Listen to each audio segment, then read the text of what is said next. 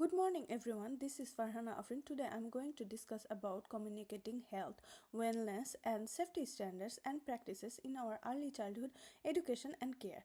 Health, well-being and safety are most important aspect in early childhood education and care settings because children learn and develop best when they feel physically and emotionally secure and connected with the center. As an early childhood educator, I always have a great responsibility to create environment safe that children can feel physically, emotionally, socially and psychologically safe and secure.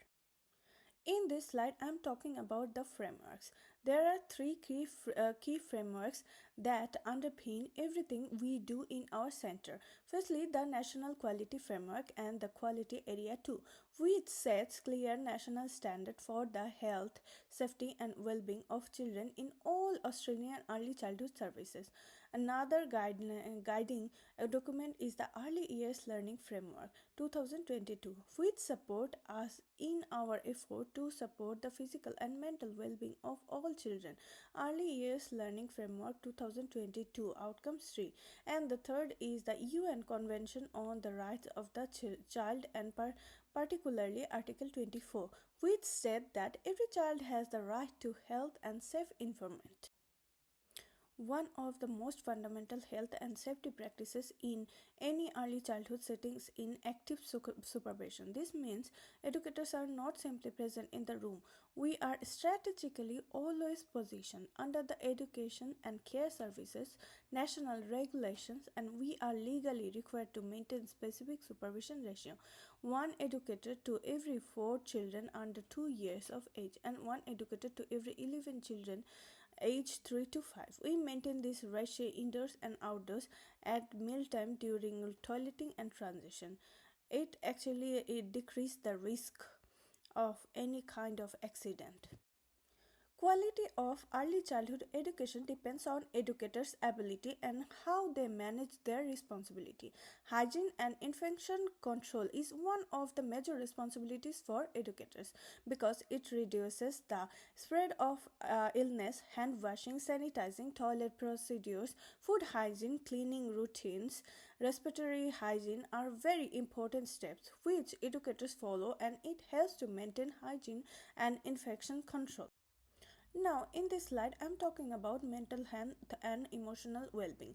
Mental health in early childhood is influenced by relationship, environments, and experiences. This is strongly connected with Bronfenbrenner's ecological system theory, which explains that children's development is shaped by interaction between family, school community, and broader social system. According to Bronfenbrenner, children do not develop in isolation. Their well-being is influenced by the relationships and environment surrounding them.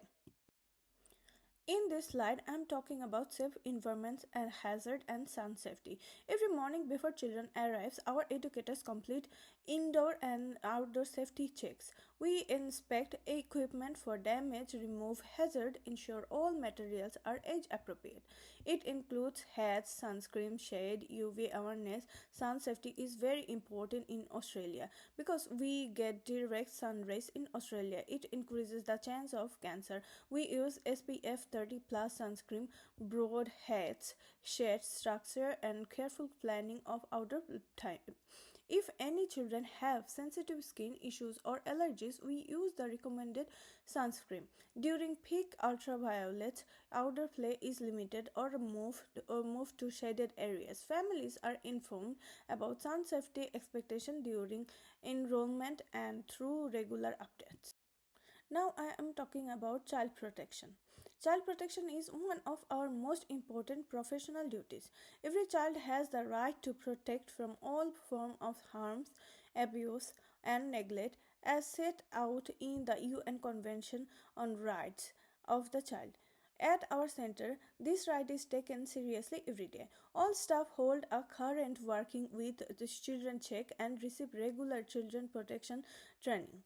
So we follows our child protection policy and mandatory reporting requirements. Now I am talking about communication and family partnership. Families are very important. Families are children first and most foremost teachers. Strong partnership between families and educators help children feel secure and supported. We communicate with families through daily conversation, newsletters, updates, digital platforms, and meetings. We also respect confidentiality and family privacy. Good communication is two ways. Educators share information, but we also listen carefully to the families.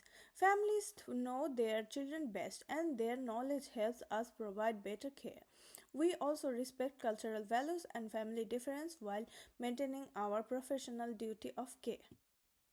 Risk assessment is the process of identifying hazard, assessing likely harm, and taking action of keep children safe. A hazard is something that could cause harm, like a wet floor, a broken toy, a food allergen, extreme heat. Risk is the likelihood of harm occurring and the severity of harm. The point is not to get rid of all challenges. There is some healthy risk in play because it helps children to build confidence and problem solving skill. It is our responsibility to manage risk in a safe and thoughtful manner. Now I am talking about our childcare center's policy about risk assessment.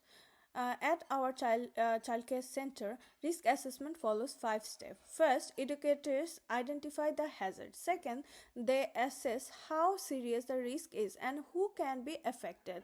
Third, we put control over it. Fourth, we communicate with other educators situation regularly. Then, most of the meeting of existing child care center follow this. For example, after overnight rain, educators may find wet outdoor surfaces or slippery areas.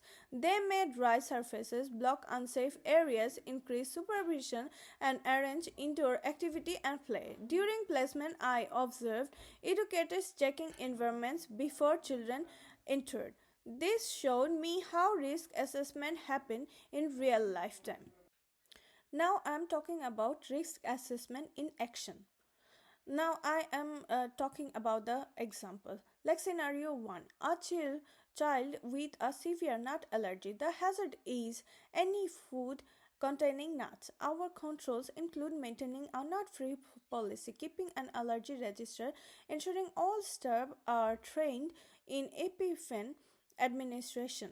Every person who enters our center, including families bringing share food, is informed of this policy. Scenario 2, extreme heat and high UV. The hazard is UV exposure above index 3. Our controls include applying sunscreen, requiring hats, verifying shade coverage, rescheduling outdoor play to cooler parts of the day, and ensuring water is always available. Scenario 3 is a wet floor indoor near the bathroom. The hazard is a sleep risk for children. Our control including placing a wet floor sign immediately, blocking areas to the area, then drying the floor promptly, and recording the incident. Each of these scenarios follows the same 5 steps: identity, assess, control, communicate, and review. In conclusion, I want to say that health, wellness, and safety are the fundamental right of every child. They are the part of the standard quality early childhood education. At my early childhood center, our responsibility is to ensure children's physical safety, hygiene, emotional well-being, and protection. We use risk assessment every day to keep children safe while still allowing them to explore, play, and learn. To maintain the child's safety, families are essential partner in this process. When educators and families collaborate openly and respectfully, children feel safer, happier, and more confident. Thank you for watching. Please speak with your child's educator or the center director if you have any question about our health, wellness, and safety practices. At last, I have added the references. This is all about my presentation. Thank you.